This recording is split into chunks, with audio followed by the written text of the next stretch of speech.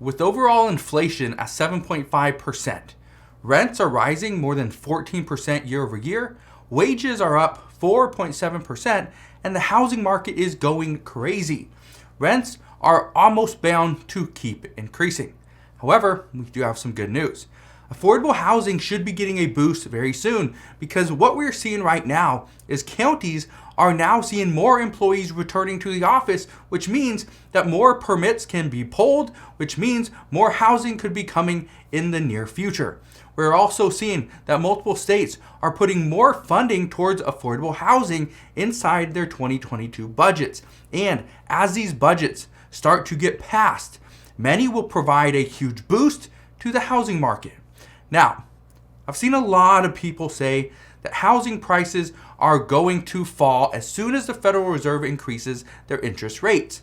However, it may be true, there's some merit to that, but that might not be the case. Here's what you need to understand.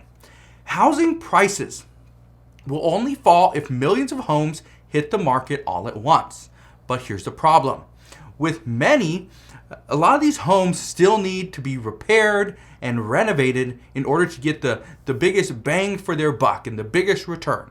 That's what many realtors are really pushing, is to fix your home up first, then sell it so you can get more money back, but at the same time, the realtor will make more money as well. Here's the problem with that. This is one of the reasons why I would not say that housing prices are just going to start falling. Yes, they may in certain areas, but not in all areas. Here's the problem. We currently have a major supply chain shortage, and this is causing major delays with renovations and renovating times, meaning that homes might not hit the market for a few months. And this means that even if millions of people that own homes want to sell, the realtor might be saying, you know what, wait, let's get into the spring or the summer or even the fall of 2022 first. Then we will fix the home, then we will list it, which means if millions of homes don't hit the market at the same time, prices should remain stable for some time. Now, at this time, with home prices going through the roof, this means that rents are likely to rise as well.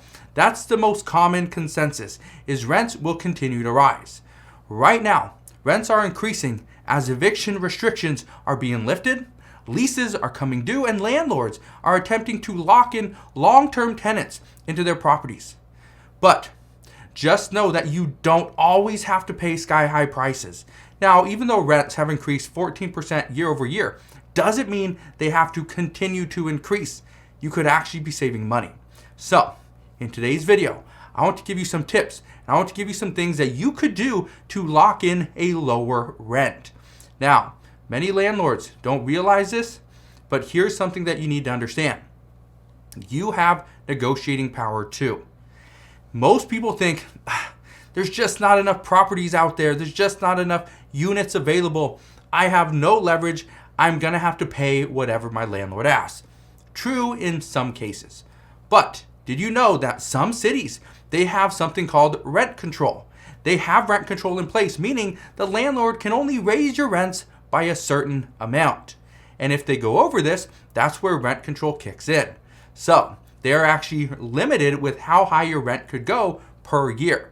This means that, and you may not know if your city has rent control or not. All you got to do is look under your city and your county. Figure out if there's any rent control. I believe there's only one state that has rent control. That is Oregon. Every other state is open. I know California they are very restrictive with their rent. So just understand, in certain cities, you do have rent control. And if that's the case, your landlord may not know this. That means they are capped at how high they can raise your rents. That's actually pretty good news. Now, the other thing you can do to keep your rents at a more manageable rate is to negotiate with your landlord. Now, I understand you're thinking, man, I don't have the leverage to negotiate. And that may be true in most cases, but here's what most people don't realize. And I just want to give you an example. Let's say your rent is $1,500 a month. Okay, I don't care where you live, doesn't matter, but listen to this. If your landlord is planning on renting out the unit or house for $1,750, that means it's a $250 increase. You either sign that, okay, yes, I will pay that $1,750, or no, I'm not going to do that. And here's where you negotiate. Let the landlord know you will sign a 1-year lease, but not at $1,750. Here's the reason why.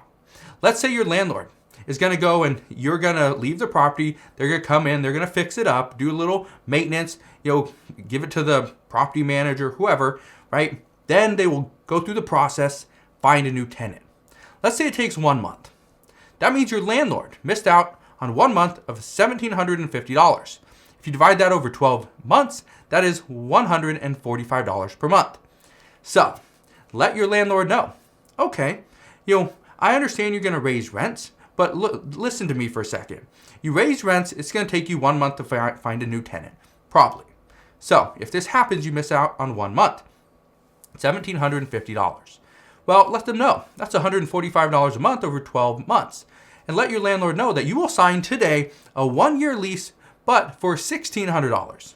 That means they still get a $100 increase. You do not vacate the property. You stay in the property for the next 12 months. And this means your landlord continues to get a payment. They don't miss out on 1 month's worth of a payment. But at the same time, they get a $100 increase and you save $150 off what their potential increase was going to be. Do you see how simple that is? By just explaining to the landlord that, hey, this might cost you more money than it's actually going to make you, but listen to me. Okay? Do you see how this works? Try that.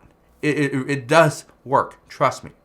Another thing, I've done this actually just recently, is you rent somebody that's willing to do some repairs to the property. Because just recently I rented to somebody that repainted the entire inside of the property, which is great. Saved me the time, saved me the money. All I had to do was get some paint for them. They painted. Okay? This is perfect because the person knew how to paint. Now the tenants are already moved in. They're moved in ahead of schedule. I start making money and I can make money much faster. So this is for me as a landlord. But maybe you're good at painting. Maybe you're good at tile. Maybe you're good at flooring, whatever it may be. Let your landlord know, okay, I see you want to increase the rent. I understand, right? This may be a great time, but here's something else. Here's another option. Let me come in and fix this for you. That's what I do. Or I know a bunch of people that are really good at painting. Let us come in. Let me paint. Let me just paint one room. You can look at it and you can see, okay, he knows what he's doing or she knows what she's doing. Then you go in, you paint the property or you do some yard work or whatever it may be, and they take that off your rent. How simple is that, right? Or you lock yourself in, okay, you buy me a mower. I will go out every single week and I will mow your lawn for you, mow the lawn at the property. Let's say you normally spend, let's say, I don't know, $50 to $100 a month on a landscaper. Well, I will go out there and I will mow the lawn for you. You'll save the $50 or $100 every single month. And instead, just take off, 75% of that off my rent. Guess what? You just got rent at a cheaper price. And here's something else that many people do not realize is actually available to them. You can get help through rental assistance programs. Now, I've been talking about this a lot here on this channel over the past 2 years because the rental assistance has been there. But right now, there's billions of dollars in unspent rental assistance funding that has come from the federal government. However, even when this money is not there, in most cases, there's always money set aside for the state to help lower income families and people in a tough situation with rent. It may not cover, back rent or may not cover 12 months of future rents, but it will cover rent for 1, 2, maybe 3 months. So, highly recommend check your local agencies, check your city, your county, and your state. All three could have different programs and you could be benefiting from these programs. All you got to do, call, figure out if there's any open programs, and you can start applying. Now, I want to give you one last piece of advice. As rents are increasing, what most people do is they see rents increasing slowly and slowly, but surely they're increasing. Most people look at their rent and like, oh man, I know we're in this lease for another 3 months. Man, I really hope our landlord doesn't increase our rent. Well, instead of hoping and praying that your landlord doesn't increase your rent, consider this. Go to your landlord and ask them, hey, I know rents are increasing, and you don't even have to bring this up, but I know rents are increasing. I know our lease is up in the next 3 months. Would you consider signing an additional lease and extension for another year, another 6 months with the same rate?